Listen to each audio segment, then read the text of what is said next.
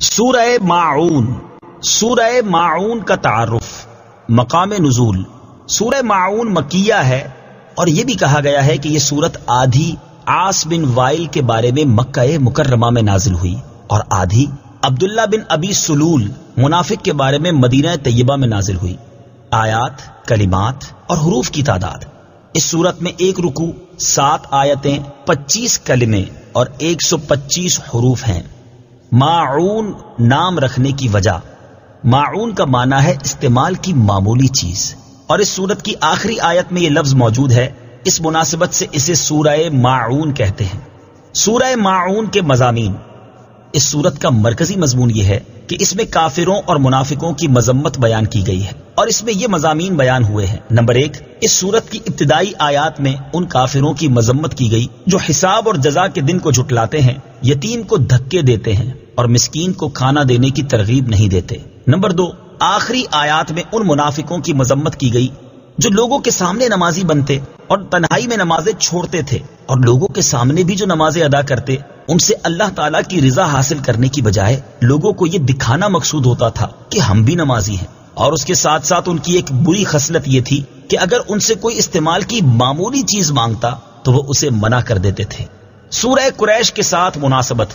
سورہ ماعون کی اپنے سے ما قبل سورت قریش کے ساتھ ایک مناسبت یہ ہے کہ سورہ قریش میں ان لوگوں کی مذمت بیان کی گئی تھی جو اللہ تعالیٰ کی نعمتوں کا شکر ادا نہیں کرتے، اور اس سورت میں ان لوگوں کی مذمت بیان کی گئی ہے جو مسکین کو کھانا کھلانے کی ترغیب نہیں دیتے. دوسری مناسبت یہ ہے کہ سورہ قریش میں خانہ کعبہ کے رب عز و جل کی عبادت کرنے کا حکم دیا گیا، اور اس سورت میں ان لوگوں کی مذمت کی گئی جو سستی اور کاہلی کے ساتھ نماز ادا کرتے ہیں. بسم اللہ الرحمن الرحیم. ترجمہ: اللہ کے نام سے شروع جو نہایت مہربان رحمت والا ہے.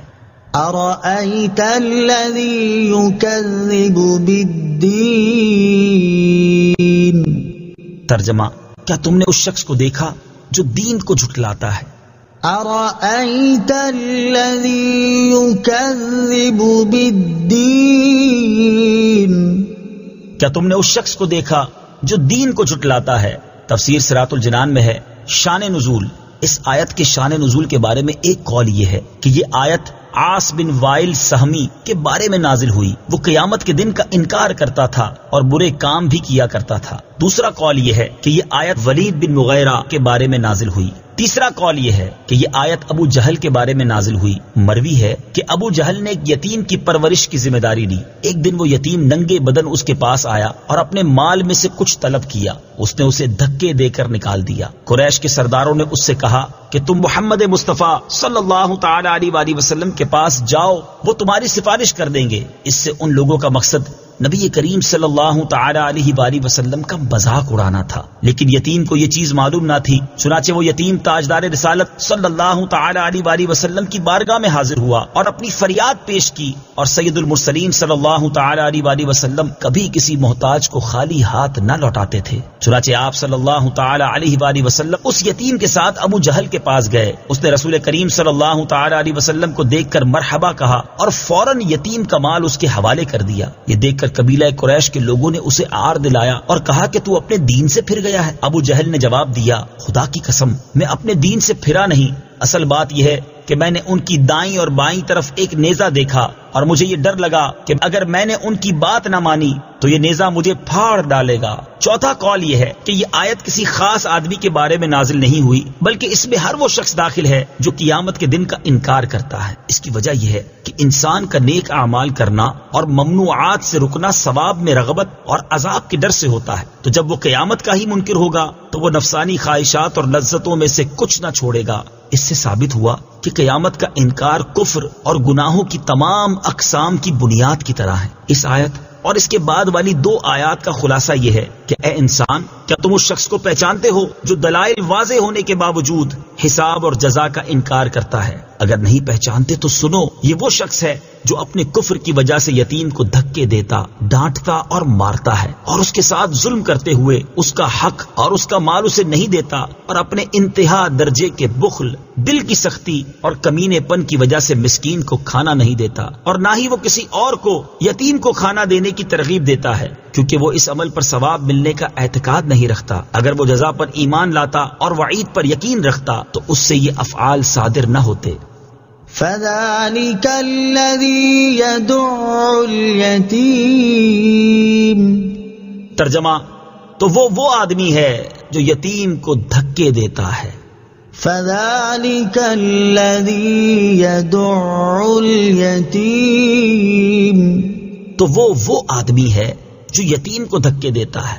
تفسیر صراط الجنان میں ہے یعنی دین کو جھٹلانے والے شخص کا اخلاقی حال یہ ہے کہ وہ یتیم کو دھکے دیتا ہے. یتیموں کے ساتھ کفار کا سلوک اور ان کے بارے میں اسلام کی تعلیمات. اس آیت میں کفار کا یتیموں کے ساتھ سلوک بیان کیا گیا، جبکہ اس کے مقابلے میں یتیموں کے بارے میں اسلام کی تعلیمات ملاحظہ کیجیے. چنانچہ اللہ تعالیٰ یتیموں کے سرپرستوں سے ارشاد فرماتا ہے: وَآتُوا الْيَتَامَى أَمْوَالَهُمْ وَلَا تَتَبَدَّلُوا الْخَبِيثَ بِالطَّيِّبِ وَلَا تَأْكُلُوا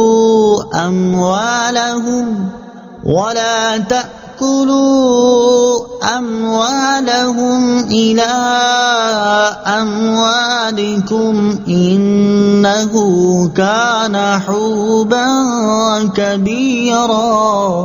ترجمہ: اور یتیموں کو ان کے مال دے دو اور پاکیزہ مال کے بدلے گندا مال نہ لو، اور ان کے مالوں کو اپنے مالوں میں ملا کر نہ کھا جاؤ، بے شک یہ بڑا گناہ ہے. اور ارشاد فرمایا: وَلَا تُؤْتُوا السُّفَهَاءَ أَمْوَالَكُمُ الَّتِي جَعَلَ اللَّهُ لَكُمْ قِيَامًا وَارْزُقُوهُمْ فِيهَا وَاكْسُوهُمْ وَقُولُوا لَهُمْ قَوْلًا مَّعْرُوفًا. ترجمہ: اور کم عقلوں کو ان کے وہ مال نہ دو جسے اللہ نے تمہارے لیے گزر بسر کا ذریعہ بنایا ہے، اور انہیں اس مال میں سے کھلاؤ اور پہناؤ اور ان سے اچھی بات کہو. اور ارشاد فرمایا: وَلْيَخْشَ الَّذِينَ لَوْ تَرَكُوا مِنْ خَلْفِهِمْ ذُرِّيَّةً ضِعَافًا خَافُوا عَلَيْهِمْ فَلْيَتَّقُوا اللَّهَ وَلْيَقُولُوا قَوْلًا سَدِيدًا. ترجمہ: اور وہ لوگ ڈریں جو اگر اپنے پیچھے کمزور اولاد چھوڑتے تو ان کے بارے میں کیسے اندیشوں کا شکار ہوتے. تو انہیں چاہیے کہ اللہ سے ڈریں اور درست بات کہیں. اور ارشاد فرمایا: ان الذين يأكلون اموال اليتامى ظلما انما يأكلون في بطونهم نارا وسيصلون سعيرا. ترجمہ: بے شک وہ لوگ جو ظلم کرتے ہوئے یتیموں کا مال کھاتے ہیں وہ اپنے پیٹ میں بالکل آگ بھرتے ہیں، اور ان قریب یہ لوگ بھڑکتی ہوئی آگ میں جائیں گے. اور حضرت ابو ہریرہ رضی اللہ تعالی عنہ سے روایت ہے، ابن ماجہ کی حدیث ہے، رسول کریم صلی اللہ تعالی علیہ وآلہ وسلم نے ارشاد فرمایا: مسلمانوں میں بہترین گھر وہ گھر ہے جس میں یتیم ہو اور اس کے ساتھ اچھا سلوک کیا جاتا ہو، اور مسلمانوں میں بدترین گھر وہ گھر ہے جس میں یتیم ہو اور اس کے ساتھ برا سلوک کیا جاتا ہو. اور حضرت ابو امامہ رضی اللہ تعالی عنہ سے روایت ہے، رسول اللہ صلی اللہ تعالی علیہ وآلہ وسلم نے ارشاد فرمایا: جو کسی یتیم کے سر پر اللہ تعالیٰ کی رضا کے لیے ہاتھ پھیرے تو اس کے لیے ہر اس بال کے عوض نیکیاں ہوں گی جس پر اس کا ہاتھ پھرے، اور جو اپنے پاس رہنے والے یتیم لڑکے یا یتیم لڑکی سے بھلائی کرے تو جنت میں اور وہ ان کی طرح ہوں گے. اور آپ صلی اللہ تعالی علیہ وآلہ وسلم نے اپنی 2 انگلیاں ملائیں. کفار کے طرز عمل اور اسلام کی تعلیمات کو سامنے رکھتے ہوئے ہر شخص بخوبی سمجھ سکتا ہے کہ بچوں کے حقوق کی حفاظت کے لیے جو اقدامات دین اسلام نے کیے اور جو احکامات دین اسلام نے دیے ان کی مثال کسی اور دین میں نہیں مل سکتی. وَلَا يَحُضُّ عَلَى طَعَامِ الْمِسْكِينِ. ترجمہ: اور مسکین کو کھانا دینے کی ترغیب نہیں دیتا. وَلَا يَحُضُّ عَلَى طَعَامِ الْمِسْكِينِ. اور مسکین کو کھانا دینے کی ترغیب نہیں دیتا. تفسیر صراط الجنان میں ہے یعنی دین کو جھٹلانے والے کا حال یہ ہے کہ وہ اپنے گھر والوں اور دیگر مالداروں کو اس بات کی ترغیب نہیں دیتا کہ وہ مسکین کو کھانا دیں مسکین کے ساتھ کفار کا طرز عمل اور دین اسلام کی تعلیمات۔ اس آیت میں مسکین سے کفار کا سلوک بیان کیا گیا۔ اب مسکین کے بارے میں اسلام کی تعلیمات ملاحظہ ہوں۔ اللہ تعالیٰ ارشاد فرماتا ہے فآت ذا القربى حقه والمسكين وابن السبيل ذلك خير للذين يريدون وجه الله وأولئك هم المفلحون۔ ترجمہ، تو رشتہ دار کو اس کا حق دو اور مسکین اور مسافر کو بھی، یہ ان لوگوں کے لیے بہتر ہے جو اللہ کی رضا چاہتے ہیں، اور وہی لوگ کامیاب ہونے والے ہیں۔ اور اللہ تعالیٰ نے اپنے نیک بندوں کا وصف بیان کرتے ہوئے ارشاد فرمایا وَيُطْعِمُونَ الطَّعَامَ عَلَى حُبِّهِ مِسْكِينًا وَيَتِيمًا وَأَسِيرًا إِنَّمَا نُطْعِمُكُمْ لِوَجْهِ اللَّهِ لَا نُرِيدُ مِنكُمْ جَزَاءً وَلَا شُكُورًا۔ ترجمہ، اور وہ اللہ کی محبت میں مسکین اور یتیم اور قیدی کو کھانا کھلاتے ہیں۔ ہم تمہیں خاص اللہ کی رضا کے لیے کھانا کھلاتے ہیں، ہم تم سے کوئی بدلہ یا شکریہ نہیں چاہتے۔ اور حضرت انس رضی اللہ تعالی عنہ سے روایت ہے، ترمذی شریف کی حدیث ہے، نبی کریم صلی اللہ تعالی علیہ وآلہ وسلم نے ارشاد فرمایا، مسکین لوگ جنت میں مالداروں سے 40 برس پہلے جائیں گے۔ اے عائشہ رضی اللہ تعالی عنہا، مسکین کو خالی نہ پھیرو، اگرچہ کھجور کی کاش ہی ہو اسے دے دو۔ اے عائشہ رضی اللہ تعالی عنہا، مسکینوں سے محبت کرو، انہیں قریب رکھو تاکہ اللہ تعالی قیامت میں تمہیں قریب کر دے۔ فويل للمصلين الذين هم عن صلاتهم ساهون الذين هم يراءون۔ ترجمہ، تو ان نمازیوں کے لیے خرابی ہے جو اپنی نماز سے غافل ہیں، وہ جو ریاکاری کرتے ہیں۔ فويل للمصلين، تو ان نمازیوں کے لیے خرابی ہے۔ تفسیر صراط الجنان میں ہے، یہ آیت اور اس کے بعد والی آیت میں ارشاد فرمایا کہ ان نمازیوں کے لیے خرابی ہے جو اپنی نماز سے غافل ہیں۔ اس سے مراد منافقین ہیں کہ جب وہ لوگ تنہا ہوتے ہیں تو نماز نہیں پڑھتے، کیونکہ وہ اس کے فرض ہونے کا اعتقاد نہیں رکھتے، اور جب وہ لوگوں کے سامنے ہوتے ہیں تو نمازی بنتے، اپنے آپ کو نمازی ظاہر کرتے اور انہیں دکھانے کے لیے اٹھ بیٹھ لیتے ہیں، اور حقیقت میں یہ لوگ نماز سے غافل ہیں۔ نماز سے غفلت برتنے والوں کا انجام۔ نماز سے غافل رہنے والوں کے بارے میں ایک اور مقام پر اللہ تعالیٰ ارشاد فرماتا ہے فخلف من بعدهم خلف اضاعوا الصلاة واتبعوا الشهوات فسوف يلقون غيا۔ ترجمہ، تو ان کے بعد وہ نالائق لوگ ان کی جگہ آئے جنہوں نے نمازوں کو ضائع کیا اور اپنی خواہشوں کی پیروی کی، تو ان قریب وہ جہنم کی خوفناک وادی غی سے جا ملیں گے۔ اور ارشاد فرمایا ان المنافقین یخادعون اللہ وهو خادعهم واذا قاموا الى الصلاة قاموا كسالى يراءون الناس ولا يذكرون الله إلا قليلا مذبذبين بين ذلك لا إله هؤلاء ولا إله هؤلاء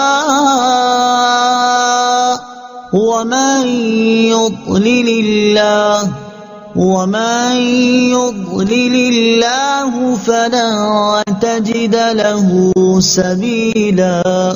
ترجمہ، بے شک منافق لوگ اپنے گمان میں اللہ کو فریب دینا چاہتے ہیں اور وہی انہیں غافل کر کے مارے گا، اور جب نماز کے لیے کھڑے ہوتے ہیں تو بڑے سست ہو کر لوگوں کے سامنے ریاکاری کرتے ہوئے کھڑے ہوتے ہیں، اور اللہ کو بہت تھوڑا یاد کرتے ہیں، درمیان میں ڈگ بگا رہے ہیں، نہ ان کی طرف ہیں نہ ان کی طرف، اور جسے اللہ گمراہ کرے تو تم اس کے لیے کوئی راستہ نہ پاؤ گے۔ یاد رہے کہ نماز سے غفلت کرنے یعنی کبھی نماز پڑھ لینے اور کبھی چھوڑ دینے سے بھی بچنا ضروری ہے، اور یہ خاص منافقوں کا وصف ہے۔ اور نماز میں غفلت کرنا یعنی نماز کے دوران دیگر کاموں کے بارے میں سوچ بچار کرنے لگ جانا یا شیطان کے وسوسوں کو قبول کر لینا وغیرہ، اس سے بھی بچنے کی کوشش کرنی چاہیے، اگرچہ اس کی شناعت یعنی برائی کم ہے۔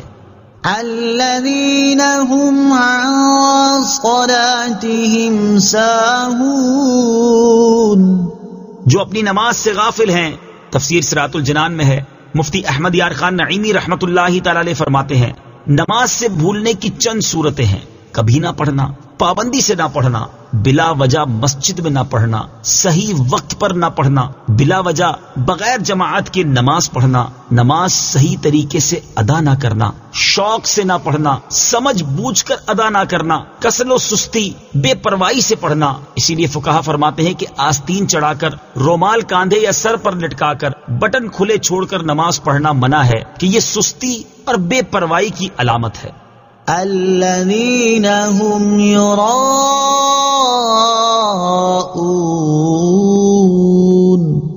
وہ جو ریاکاری کرتے ہیں۔ تفسیر صراط الجنان میں ہے، یعنی منافقین فرائض کی بجا آوری اور اللہ تعالیٰ کی رضا حاصل کرنے کے لیے عبادت نہیں کرتے، بلکہ لوگوں کو دکھانے کے لیے عبادات کرتے ہیں۔ ریاکاری کی تعریف اور اس کی مذمت۔ ریاکاری کی تعریف یہ ہے کہ اپنے عمل کو اس ارادے سے ظاہر کرنا کہ لوگ اسے دیکھ کر اس کی عبادت گزاری کی تعریف کریں۔ کثیر احادیث میں ریاکاری کی مذمت بیان کی گئی ہے، یہاں ان میں سے 2 احادیث ملاحظہ ہوں۔ چنانچہ نمبر 1، حضرت ابو سعید خدری رضی اللہ تعالی عنہ فرماتے ہیں، ہم لوگ مسیح دجال کا ذکر کر رہے تھے کہ رسول کریم صلی اللہ تعالی علیہ وآلہ وسلم تشریف لائے اور ارشاد فرمایا، میں تمہیں ایسی چیز کی خبر نہ دوں جس کا مسیح دجال سے بھی زیادہ میرے نزدیک تم پر خوف ہے؟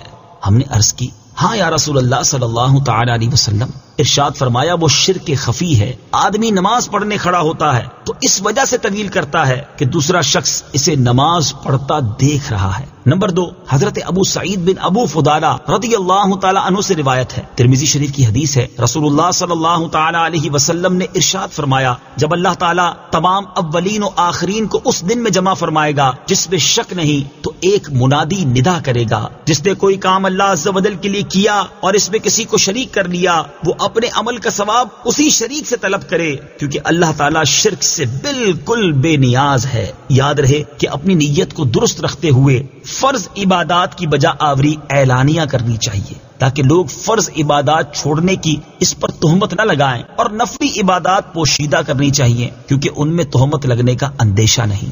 وَيَمْنَعُونَ الْمَاعُونَ،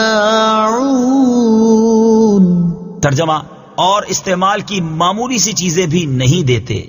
وَيَمْنَعُونَ الْمَاعُونَ، اور استعمال کی معمولی سی چیزیں بھی نہیں دیتے۔ تفسیر صراط الجنان میں ہے، اس سے پہلی آیات میں خالق کے ساتھ منافقین کا معاملہ بیان کیا گیا، اب یہاں سے مخلوق کے ساتھ ان کا طرز عمل بیان کیا جا رہا ہے کہ اگر ان سے برتنے کی کوئی معمولی چیز جیسے سوئی، ہنڈیا یا پیالہ وغیرہ مانگے تو بخل کرتے ہوئے اسے نہیں دیتے۔ گھروں میں استعمال کی معمولی چیزیں حاجت سے زیادہ رکھیں۔ علماء فرماتے ہیں مستحب ہے کہ آدمی اپنے گھر میں ایسی چیز اپنی حاجت سے زیادہ رکھے جن کی ہمسائیوں کو حاجت ہوتی ہے اور انہیں عاریتاً دیا کرے۔ حضرت عائشہ صدیقہ رضی اللہ تعالی عنہا فرماتی ہیں، میں نے عرض کی، یا رسول اللہ صلی اللہ تعالی علیہ وآلہ وسلم، کون سی چیز ہے جس کا منع کرنا حلال نہیں؟ ارشاد فرمایا، پانی، نمک اور آگ۔ میں نے عرض کی، یا رسول اللہ صلی اللہ تعالی علیہ وسلم، پانی کو تو ہم سمجھ گئے، مگر نمک اور آگ کا یہ حکم کیوں ہے؟ ارشاد فرمایا، اے حمیرہ رضی اللہ تعالی عنہا، جس نے کسی کو آگ دی اس نے گویا اس آگ سے پکا ہوا سارا کھانا خیرات کیا، اور جس نے کسی کو نمک دیا اس نے گویا سارا وہ کھانا خیرات کیا جسے اس نمک نے لذیذ بنایا، اور جس نے کسی مسلمان کو ایک گھونٹ پانی وہاں پلایا جہاں پانی عام ملتا ہو تو اس نے گویا غلام آزاد کیا، اور جس نے مسلمان کو وہاں ایک گھونٹ پانی پلایا جہاں پانی نہ ملتا ہو اس نے گویا اسے زندگی بخشی۔ صدق اللہ العظیم۔